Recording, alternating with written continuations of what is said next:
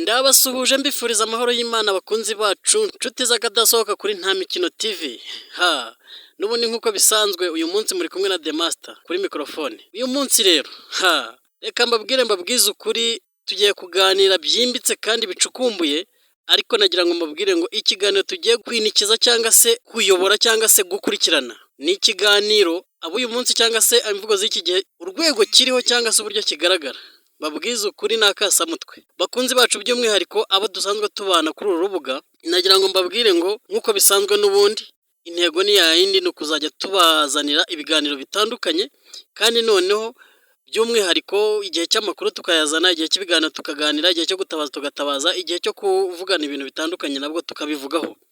Noneho rero uyu munsi tugiye kuvuga ngo nk'uko mwabirebye haruguru, titire y'iki kiganiro ivuga ngo ese Nahimana Thomas na Grex Baringa bazagera kuki? Murakoze cyane. Ku muntu tubanye nawe bwa mbere, nadufasha dukandire kuri subscribe, uduhe na like rwose cyangwa se dislike nk'uko bishaka. Nunabishobora ujye hepfo muri comment utwandikire comment bitewe n'uko ubyumvishe, watunenga wadushima, byose turi abantu kandi byose tuba tubigenewe. Noneho rero tujya gutangira iki kiganiro cyacu nk'uko nabibabwiye haruguru.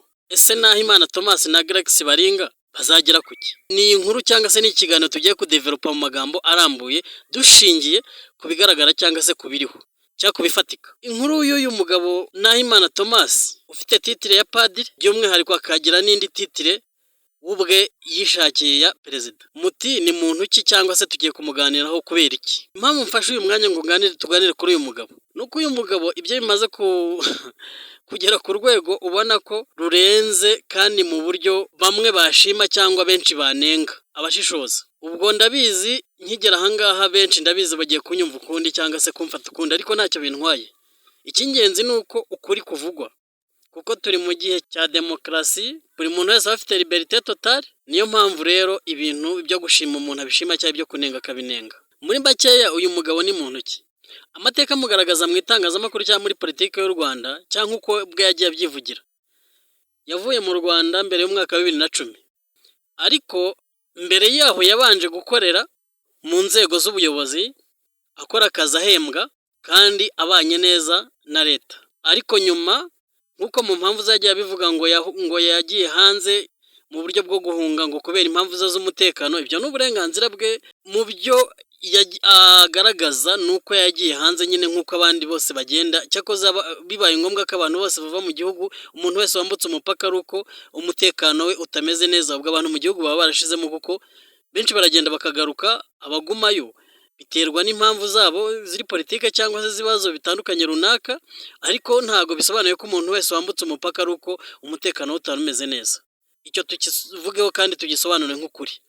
Noneho rero tugiye kwimbika muri iki kiganiro, kuko nabibabwiye uyu mugabo cyangwa se uyu padiri yatangiye imishinga ya politike cyangwa se gahunda za politike ari hanze. Ntabwo yigeze avugira mu gihugu ngo avuge ibibazo cyangwa se avuge ko ari umunyapolitike utandukanye cyangwa se utavuga n'umwe n'ubutegetsi.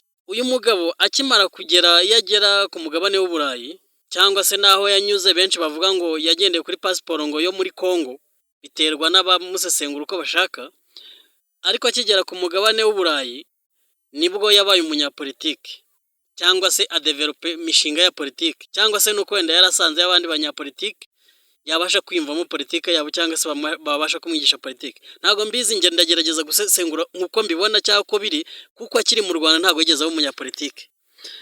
Noneho rero muti kubera iki ufashe umwanya ngo umuganireho? Nuko ibikorwa bye cyangwa se gahunda ze ubona ko ari gahunda zo gukebura cyangwa se kugirwa inama. Niyo mpamvu mfashe uyu mwanya ngewe. Buri wese anyumva uko ashaka, ariko icy'ingenzi ni uko duruwa zanjye nzikoresheje kandi ngatanga ubutumwa nshaka gutanga. Nahimana Thomas, icya mbere, kwinjira muri politiki akinambara amakanzu nka padiri, cyangwa se akinambara ibimenyetso bimuranga nk'imisaraba cyangwa se n'ibindi muri politiki, nanone ni irindi somo, kuko bizwi neza ko nta munyapolitiki uba afite ahantu abogamiye. Munyumve neza, nimba uyu munsi ari padiri kandi ari n'umunyapolitiki, bishatse kuvuga ngo dushingiye ku myumvire cyangwa ku myizerere y'amadini, nuko ubwo abamuyoboka cyangwa se abamujya inyuma ni idini abarizwamo cyangwa se akoreramo, cyangwa se afitemo inshingano, ubwo abakristo babo nibo bamujya inyuma. Kandi turabizi neza ko ikinyejana turimo usanga urugero nk'igihugu cyacu cy'u Rwanda dufite amadini arenga 10,000. Yose ubwo amadini arenga 10,000, nimba umuyobozi umwe ava mu idini rimwe, murumva bitazagorana ko abo bantu bose bamwiyumvamo cyangwa se bamuyoboka. Kandi dushingiye ku myemerere no ku myizerere y'abanyarwanda ko bigoranye cyane kandi bitanashoboka ko umuntu wo mu idini rimwe apfa kwiyumvamo undi wo mu rindi dini ku mpamvu izo arizo zose. Murabizi imyigishirize y'abanyamadini nuko kugira ngo abone abayoboke ari uko abanza agasenya irindi cyangwa se akagaragaza uko iryo dini mbese ritafite imyitwarire myiza. Nuko abanyamadini cyangwa se abitwa ngo bayoboye amadini bagenda basenyana kugira ngo bamwe babone ababakurikira. Noneho rero iyi ikaba inzitizi ya mbere cyangwa imbogamizi ikomeye, kuko ntabwo ushobora kuba padiri ucyambara amakanzu, ukigendera mu myizerere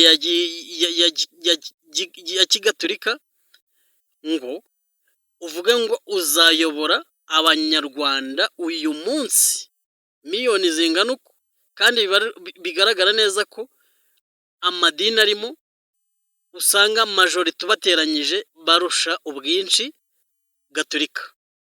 Icyo kigahita kiba ikibazo kitoroshye nk'inzitizi ya mbere. Noneho rero nk'uko nabivuze, Padiri Nahimana wenda ntasimbutse cyane nuko ari umunyarwanda wavukiye mu Rwanda, akahakurira akahigira, akahererwa ubupadiri akahakorera. Uyu munsi akaba atakiri mu Rwanda ariko ubarizwa ku mugabane w'Uburayi. Ikindi cya kabiri, akaba yaravanze ibintu bibiri, ubukirisitu n'ubupolitisiye. Ikindi cya gatatu, akaba ari umuntu wumva ko byose bishoboka, nyamara ko umuntu usesengura unareba kure ntabwo waba umunyapolitike ngo ubonemo n'umukozi w'idini runaka cyangwa se ube padiri mu nshingano, ufite inshingano runaka. Keretse aretse kimwe nibwo ikindi cyagenda neza ku buryo bavuga ngo mbirimo neza abantu bose baranyumva. Noneho rero dukomeje iyi nkuru cyangwa se iki kiganiro, nababwiye ngo tugiye kuganira byimbitse kuri uyu mugabo. Ese ibyo ari gukora cyangwa se urwego arimo cyangwa se politike ye iranoze, inogeye bose, biri ku murongo, birafatika?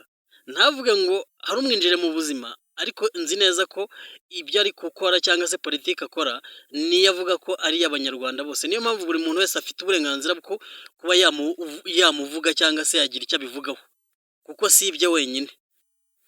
Noneho rero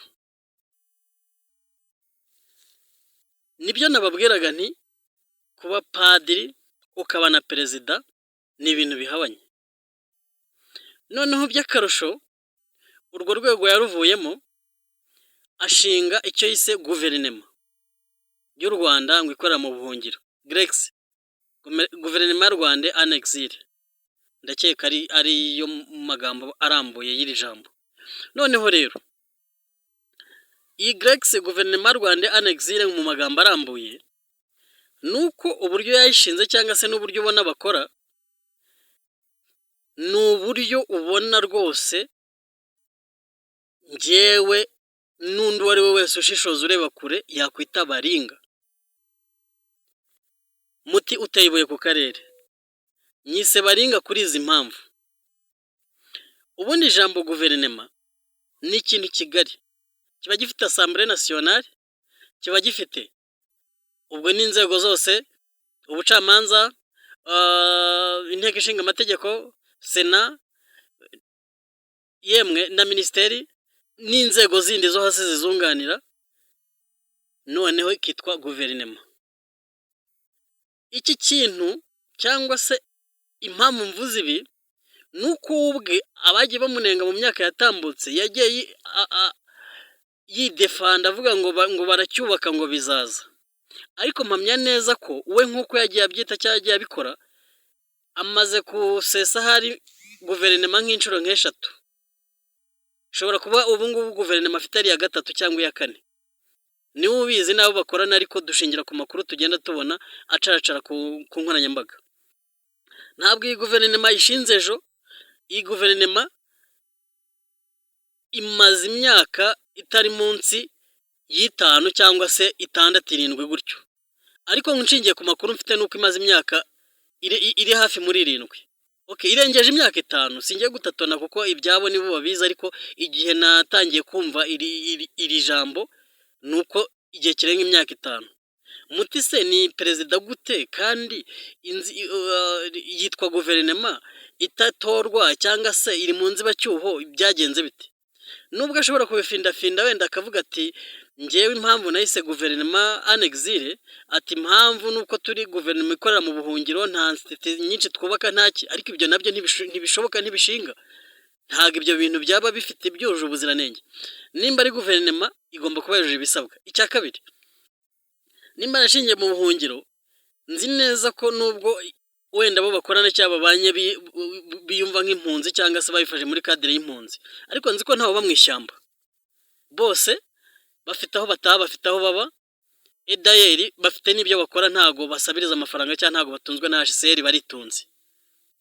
Ariyo mpamvu rero ntago ushobora kuvuga ngo nshinze ministeri runaka kandi iyo minisitiri nta ofisi agira, nta secrétaire agira, ntaki, ari ukuvuga ngo mfite titre y'izina minisitiri gutyo.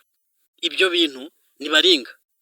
Icya kabiri, utindi perezida, reka tubareda, nimba tarubatse perezidanse y'impunzi kuko avuga ati ngewe natangiye nshaka kugaruka mu gihugu, ariko akwiye kugira office officielle ifite service izo arizo zose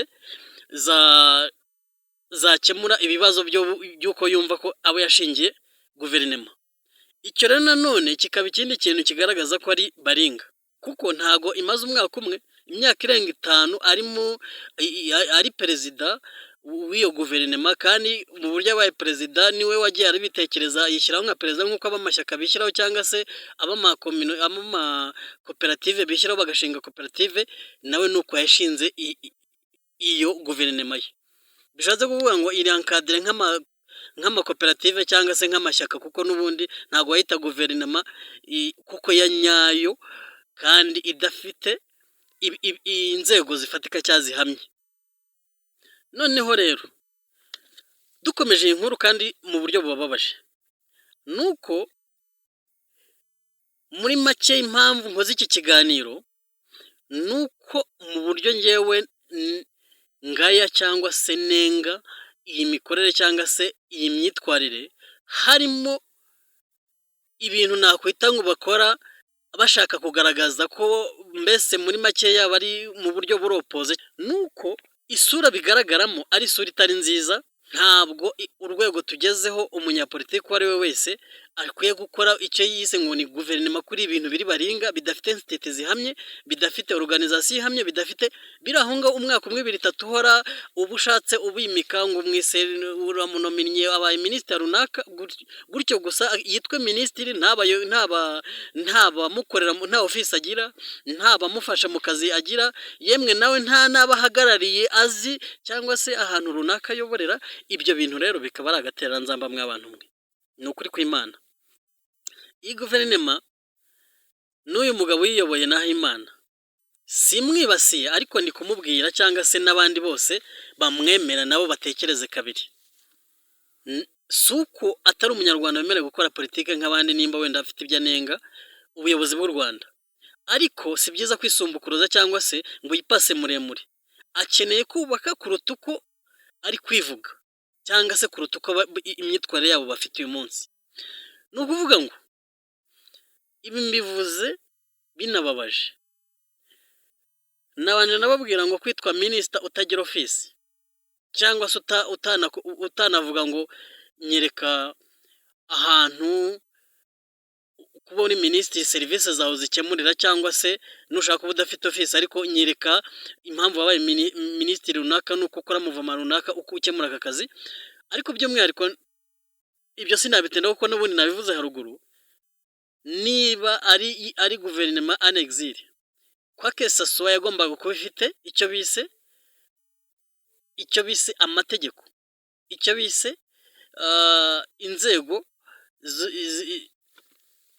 zigize ubutabera cyangwa se inzego zishinga amategeko. Iyo niyo fondasiyo ya mbere. kuko n'ibyo akora kubera nta tegeko rimugenga, nta n'iryo yubaha, nta n'iryo yica, bishatse kuvuga ko ubwo ni perezida ukora ibyo ashaka. Ntibikwiriye rero.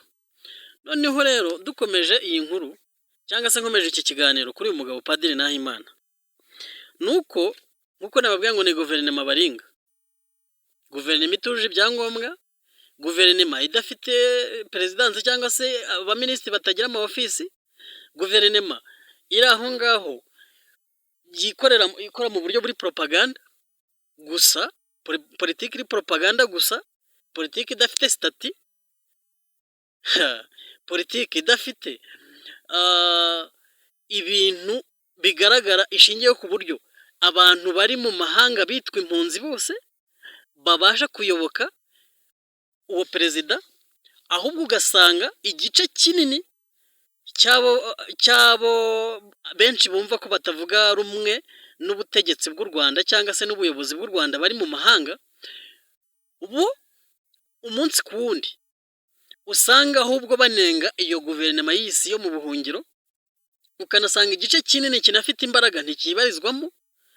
Hari amashyaka menshi atazi uko yabayeho kuko sibo bayitoye. Nababwiye ngo Padiri Nahimana yishyizeho nk'uko perezida wa koperative ashinga koperative cyangwa se perezida w'ishyaka arishinga, bigatuma abo yumva ko ari perezida w'impunzi cyangwa se abita impunzi cyangwa se abitwa ko bose bari opozisiyo cyangwa se bahunze mu buryo bwa politiki batamwiyumvamo. Ukibaza iyo guverinoma rero yikorera mu buhungiro y'impunzi idashobora guhuza impunzi zose, cyangwa se ngo ivuga iti hari serivisi buri wese ashobora kunyisangamo cyangwa se hari aho dushobora guhuriza mu mirongo ya politiki. Ugasanga amashyaka hari n'uruhuri sinajya kwirirwa nyabara, kandi iyo ari yo yose usanga arwanya iyo guverinoma Nahimana nk'uko arwanya leta y'u Rwanda cyangwa se ubuyobozi bw'u Rwanda. Uyu munsi rero kikaba ikibazo gikomeye kuri Padiri Nahimana. Icyatumye mbabwira ngo iyi ni inkuru y'akasamutwe, nuko Padiri Nahimana yagombaga kubanza mbere yo gutekereza gushinga guverinoma cyangwa se kuvuga ngo ni perezida, akabanza akareba ese kuba perezida wa guverinoma bisaba iki, bigomba iki. Ndashaka titire gusa, ndashaka kwamamara ngo ni perezida w'impunzi cyangwa se wa guverinoma y'u Rwanda ikora mu buhungiro. Ibyo ntibyari bihagije, nta n'icyo bimaze. Icyari gikeneye ni ibikorwa. Ubwo rero ndabizi mu busesenguzi bwa benshi ngeze aha ngaha baravuga byinshi, ariko igikenewe ni ibikorwa biri politiko. Ibikorwa byagombaga kubanza guhuza impunzi, nimba koko wenda ari shaka kuzirenganura cyangwa se kuzitabariza cyangwa se kuzihagararira, ariko hakaba institute zifatika, bigatuma n'aya mashyaka yose amurwanya kandi babanye muri opozisiyo, cyangwa se na bwa buyobozi bw'u Rwanda ayumva ko ari kurwanya, habashaho kubaho ubwumvikane. Noneho uyu munsi rero muti cyangwa se uti kubera iki? Impamvu mbivuga, kirazira kwisumbukuruza no guhangana no gushaka kugigira utaritegura. Niyo mpamvu mvuze ibi. Nimba mbabwiye ngo perezida Thomas Nahimana kuba yari perezida w'ishyaka Ishema ry'u Rwanda yashingiye mu buhungiro ni sawa, kuba yari umuyobozi w'ikinyamakuru Profete ni sawa. Ibyo ni imishinga y'umuntu cyangwa se ni projet y'umuntu, ariko kwisumbukuruza ngo ashinze izina guverinoma igiye guhangana n'indi, reka mbabwize ukuri, ni ukwikirigita ugaseka, cyangwa se nicyo yakoze we. Yari umunsi ku wundi ubanza yikirigita agaseka, kuko ibisabwa kugira ngo ahangane n'ubuyobozi bw'u Rwanda nta na kimwe aruzuza. Kuko n'abantu, impamvu nkoze iki kiganiro nibyo ndi bukomeze mvuga kuri video nabonye ejo ibyabereye Washington, nuko nta n'imbaga aragira. Icya mbere, tureke kuvuga ngo umuntu ashobora kujya kuri YouTube akirirwa yandika message cyangwa akandika bikagaragara ko habonetse abantu 100 cyangwa 200 cyangwa 500 bavuga umuntu neza. Ibyo ntiba bihagije. Byitwa imbaga ari uko ufite abantu byibuze barenze 1000 bashobora guhaguruka mu gihe babwiye uti ngewe ndi umuyobozi y'unungiye hanaha munsi mu kigikire, bakagaragara. Noneho rero nibyo nababwiraga ngo kuba padiri ukaba na perezida ni kimwe mu nzitizi cyangwa se mu bintu bishobora kumubangamira kutabasha kubaka politike ye, kuko umwanya umwe n'aba ari gusenga cyangwa se ari kwigisha ijambo ry'Imana cyangwa ari kuvuga ubutumwa, umwanya wo gutekereza politike nabyo bizaba ari ibindi bintu. Niyo mpamvu kuvangavanga ibintu biragorana. Noneho rero nkomeje nshingiye ku cyo narimba ngo nkomereje ku cyo narimba bwiye haruguru, nuko igikorwa cyabaye ejo Washington, ku bantu babonye aya makuru mbabwiza ukuri, ni ibintu bigayitse ku rwego rw'u Rwanda cyangwa se ku wabikoraga.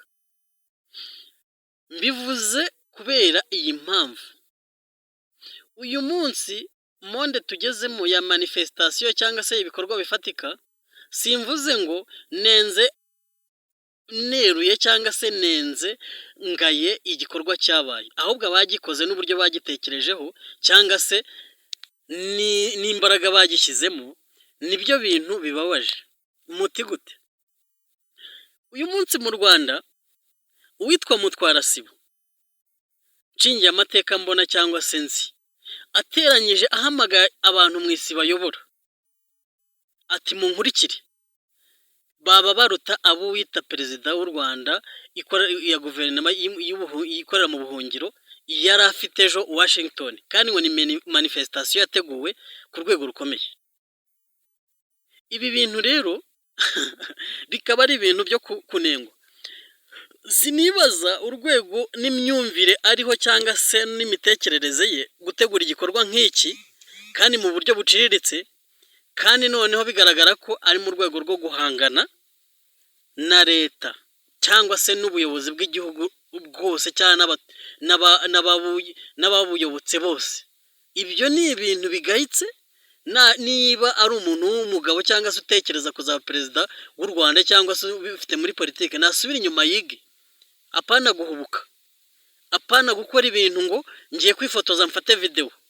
Iyo video abantu bamubonye ku munsi w'ejo, ndahamya neza ko hari benshi bashobora kwanariza ibindi kuvuga cyangwa se kubisesengura bakabyumva neza. Abantu bamubonye muri kiriya gikorwa, baba abazungu baba abirabura, yaba abantu bareba kure, ndakeka ko bamaze kubona ko ibyo ari gukora ari nko mu mikino cyangwa se bya bindi byo gutesha umutwe. Uretse ko niba witeshaga, kuko abantu nka bariya nababwiye ngo nkuko mbivuze haruguru, abantu nka bariya batageze no ku 1000 cyangwa 500 muri manifestation. Ubu ukiri hasi, subira inyuma wige, nimba utarabasha kubona abayoboke bakuyoboka, wimera nk'umuntu utwaye abantu b'abapampe, cyagiye nkoresha imvugo z'iki gihe b'abapampe bawe, ngo uvuge ngo ugiye muri manifestation. Ikindi nari mvuze ngo abamutwarasibo uyu munsi mu Rwanda abo Mutwarasibo yahamagara barutabo naho Imana yari afite ejo muri la manifestation ya Washington. Ariyo mpamvu nabinenze, ariyo mpamvu natanye nkora iki kiganiro ngaragaza defete cyangwa se ngaragaza ko ari kwisimbukuruza mbere yuko yakicaye akiga cyangwa se akitekerezaho, ahubwo ari kwisumbukuruza cyangwa se ari gushyikira ibyo adashoboye muri uru rwego. Nuvuga ngo urwego uyu munsi ariho cyangwa abantu yari afite, ngewe uyu munsi mwise Mutwarasibo ku rwego rwa administration sinaba mbeshye.